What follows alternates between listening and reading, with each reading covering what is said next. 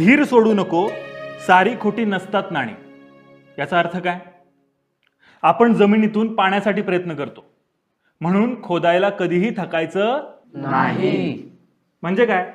आपण आपल्या आयुष्यात खूप प्रयत्न करत असतो, पण ते प्रयत्न मधूनच सोडतो. तसं न करता जोवर यशाचं पाणी लागत नाही तोवर विहीर खोदत राहायला हवी. कळतंय ना? हो. इथे कवीने प्रयत्नांना खोदण्याची आणि यशाला पाण्याची उपमा दिली आहे. ठीक आहे, पुढे. धीर सोडू नको, सारी खोटी नसतात नाणी म्हणजे काय? आत्ता आपली कोण सोबत करत नसेल तर आपली सोबत कुणीच करणार नाही असं आहे का? अजिबात नाही. सगळी माणसं सारखी नसतात. म्हणून कवीने इथे सारी खोटी नसतात नाणी असं प्रतिकात्मक म्हटलेलं आहे. ठीक आहे. कांबळे सर, हा, जरा व्यत्यय आणू का तुमच्या शिकवण्यामध्ये? या की. व्यत्यय कसला? काहीतरी महत्वाचं असेल. हो, महत्वाचंच आहे.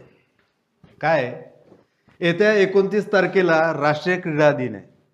क्रीडा दिनानिमित्त होणाऱ्या तालुकास्तरीय स्पर्धांमध्ये आपली शाळा सहभागी होते. तेच सांगायला आलो होतो.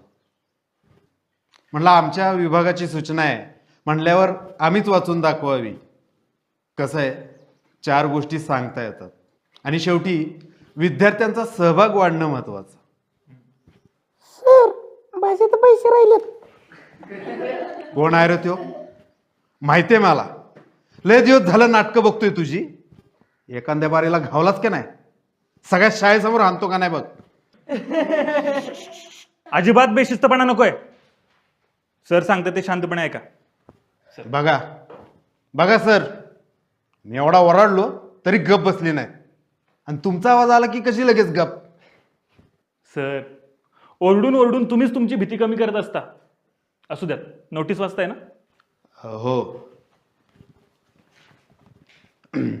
तर सर्व विद्यार्थ्यांना कळवण्यात येते की 29 ऑगस्ट दिवशी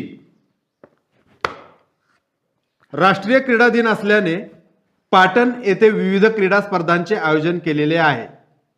यात कबड्डी, खो खो, व्हॉलीबॉल सारखे मैदानी, तर रांगोळी, चित्रकला, हस्तकला सारखे विविध वैयक्तिक खेळ आणि स्पर्धा सुद्धा आहेत. ज्या विद्यार्थ्यांना यात भाग घ्यायचा असेल त्यांनी नाव उद्यापर्यंत पीटीचे शिक्षक